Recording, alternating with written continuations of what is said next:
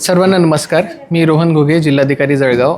आपल्या सर्वांना कल्पना आहे की आपल्या महाराष्ट्र राज्यामध्ये आणि संपूर्ण देशभरामध्ये सेन्ससचं जे ऑपरेशन आहे म्हणजे जनगणना ते सुरू झालेलं आहे आणि त्यासोबतच स्वगणना म्हणजे सेल्फ इन्युमरेशन हे उद्यापासून सुरू होणार आहे. 1 मे ते 15 मेपर्यंत स्वगणनेचा कालावधी देण्यात आलेला आहे आणि त्याच्यानंतर जे प्रगणक आहे ते घरी येऊन तुमचं 16 मे ते 15 जूनपर्यंत हे पूर्ण सेन्ससचा जो पहिला टप्पा आहे त्याच्यामधले जे घरांची गणना आहे त्यांचं ऑपरेशन्स आता सुरू झालेली आहेत आणि सेन्ससची जी प्रत्येक व्यक्तींची गणना आहे ती फेब्रुवारी ते मार्च 2027 ह्या कालावधीमध्ये पार पाडली जाईल.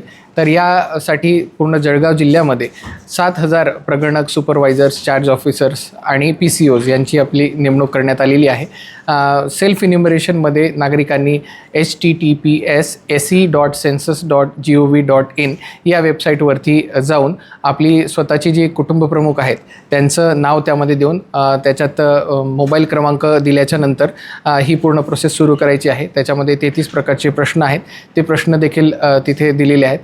ते प्रश्नांची उत्तरं दिल्याच्यानंतर ही प्रक्रिया पूर्ण केल्याच्यानंतर आपल्याकडे त्याचा एक SEID जो आहे तो 11 क्रमांकाचा SEID तयार होतो. त्याला रेफरन्स नंबर असं आपण म्हणू शकतो आणि तो युनिक नंबर आहे. तो नंबर जपून ठेवायचा आहे. जेव्हा प्रगणक आपल्या घरी येतील तेव्हा हा नंबर आपण त्यांना दिल्याच्यानंतर आपली जी जनगणनेचा पहिल्या टप्प्यातली जी कारवाई आहे ती पूर्ण होईल.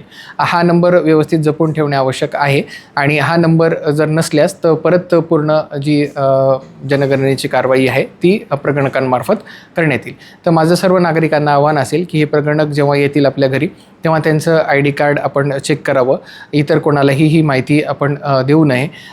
जनगणना कायद्यानुसार सर्व माहिती ही अचूक आणि योग्य पद्धतीनं देणं हे बंधनकारक आहे.